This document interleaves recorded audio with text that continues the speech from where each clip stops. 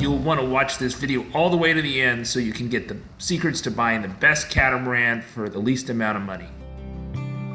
Well, if you're going to live aboard, as opposed to, say, use it on weekends or in the charter business where, people come on the boat for a week at a time and then they're gone, you need something a little different. And liveaboards all tell me the same thing. And many of them say something like, when we were looking for the boat, we thought we needed a boat that had a lot of equipment or sailed fast or looked sleek. I hate that boxy look of the lagoons or something like that. And then after they live on the boat for like 3 months or 6 months, they all say the same thing. They say, those parameters that I thought were important when I was buying the boat, not important. Most important thing is usable interior space, because when you move from a house to a boat, you're making a big compromise in space, and you can, many people find that, oh geez, there's not enough room to store all our stuff, and they end up living in clutter everywhere, which I don't think is good for your mental psyche. And so there's one brand that gives you more usable interior space, better than any other, and that is Lagoon. And they have generally wider hulls aft. They have a higher freeboard. They have except for some of the very new models, they generally have very big salons, and they achieve that by having vertical windows. And this just gives you more usable volume. And this is what liveaboards want. And this is what works best.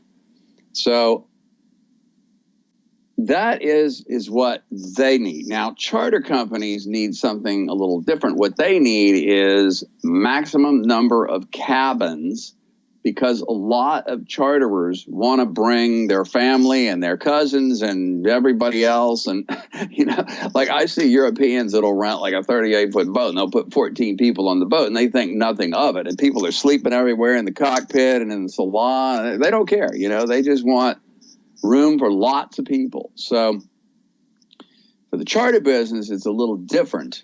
And I'd like to also give you an overview that, of course, the dealers for the models that are not number one are going to not like what I'm about to say. But, this is my opinion. And I think if you poll the experienced catamaran marine surveyors, they will all say the same thing, which is the number one best built catamaran out there is Leopard. And the reason for that is because they use the best materials that last the longest. And because that company was started by the moorings, and which is also really the same as Sunsail now. And so they decided that when they built these boats for their programs, they needed something that would look good in 5 years when that boat phases out, and they need a high resale value to make their business model work. So they decided then and there, and I worked for them then, to put the best wearing materials on the boat. And if you just look at the components, like the doors, they're just big and heavy, the laminates they use are the best quality.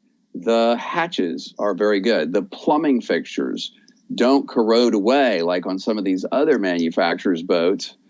In about 3 to 5 years, they're all pitted and they look very bad.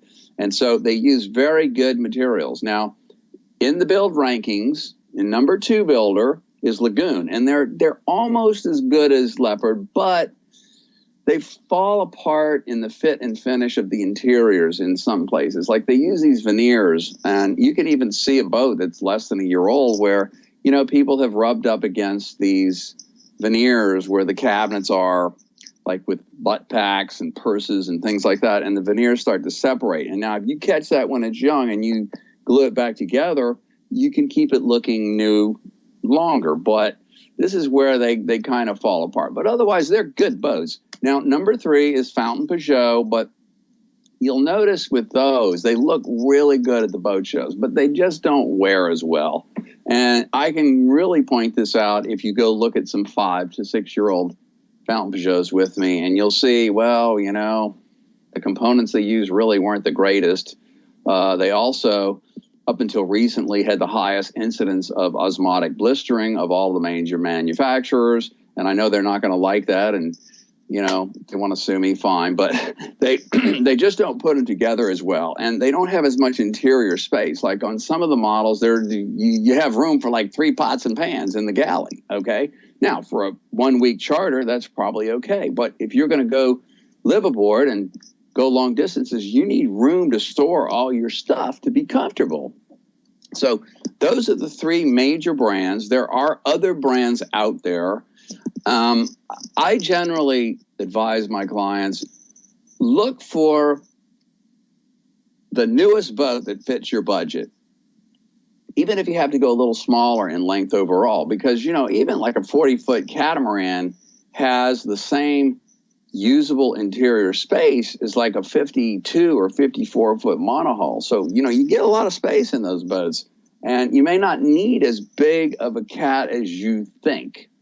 A general rule of thumb, 90% of the major brands that are produced go into charter at some time during their life. And so only 10% are never chartered. So it's very rare to find a never chartered boat, and also to find owner versions, which of course are the versions where they have like an owner's suite on one side in one whole hull, and then 2 other staterooms on the opposite side.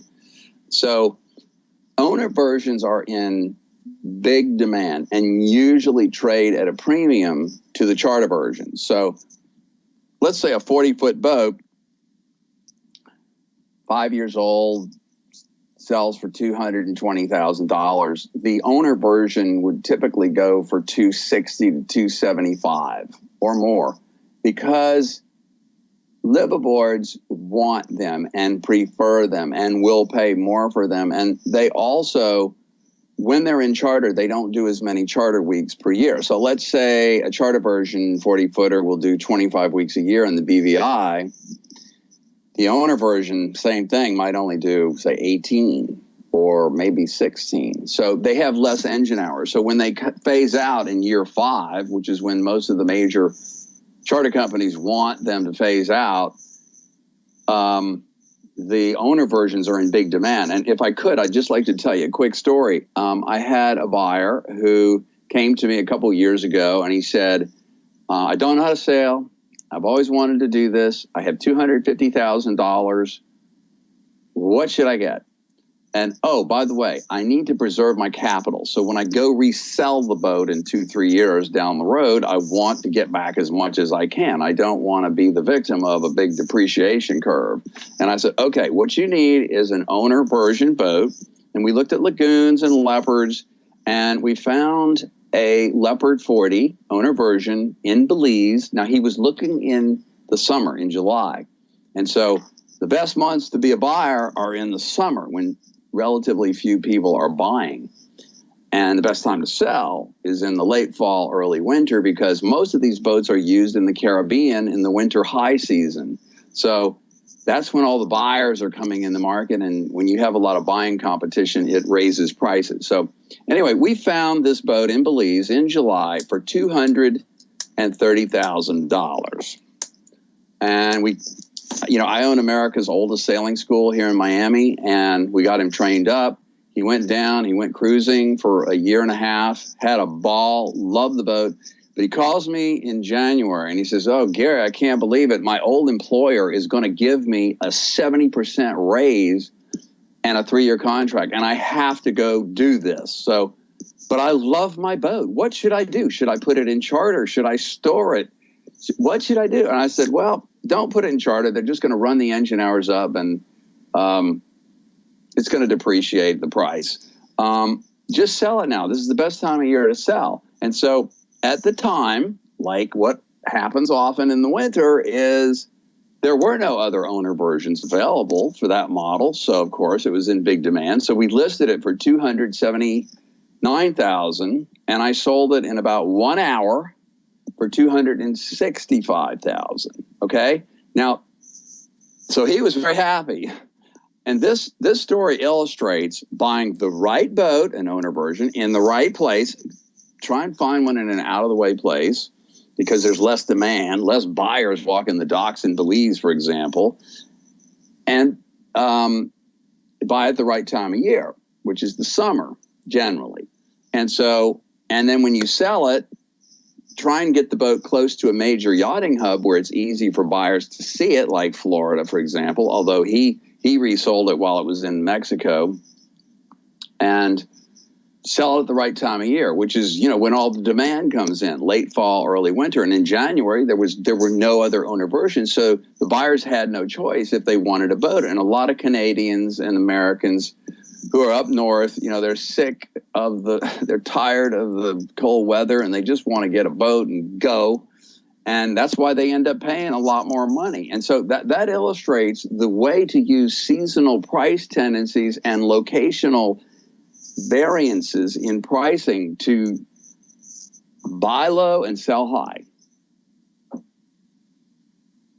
Well, I have a report that I will send anybody that sends me an email and requests my report called Insider Secrets to Buying Catamarans. And I talk about these seasonal price tendencies. And I used to, I've been doing this for 30 years and I've bought and sold over 1,500 boats as an agent for everybody. So, I'm just starting to get the hang of this thing. But seriously, what I noticed, this happens every year. We see a dead market in the summer and then it heats up like around August 20th of every year. My phone explodes with phone calls because everybody's getting ready for the winter. And so I used to buy and sell boats. And in the report, I showed you, I gave say, here's what I bought this Lagoon 42 for. And here's what I sold it for 4 months later. And here's the Lagoon 37 and so on. And I give actual examples and it's more than 10%. It can be 20. Some of it depends on the location too, because of course you want to buy and sell in the best locations at the best time of year. And you want to pick a popular model because the off models don't quite react the same as the major brands that everybody knows, like Lagoon, Leopard, Fountain, Peugeot. Subscribe to Slowboat Sailing so you can see more of our round-the-world sailing trip and see more videos about buying a catamaran with Gary Fretz. This video was made possible by generous support by viewers like you, Mantus Anchors, and the SailTimer Wind Instrument. Support Slowboat Sailing on patreon.com/slowboatsailing for great rewards.